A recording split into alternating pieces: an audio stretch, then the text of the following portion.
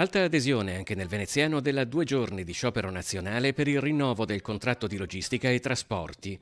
Una delegazione di lavoratori ha manifestato di fronte alla sede di un'azienda del settore di Marcon. Uno sciopero, dicono, contro il taglio dei diritti dei lavoratori per un contratto dignitoso. Chiedono il rinnovo di un contratto nazionale di lavoro scaduto da 14 mesi.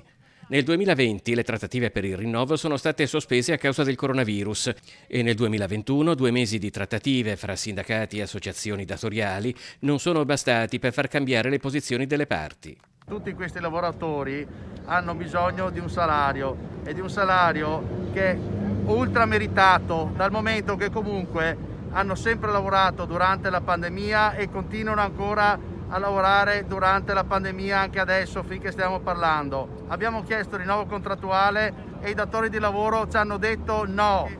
I datori di lavoro non pensano solo ad ingrassare le loro tasche, ma che pensano anche ai lavoratori e alle lavoratrici che sono qui in sciopero. Il contratto nazionale logistica e trasporto merci e spedizioni interessa 1,5 milioni di lavoratori in Italia, 200.000 nella provincia di Venezia. Un universo composito dove non c'è solo chi materialmente guida un mezzo, ma c'è anche un lavoro di organizzazione in ufficio.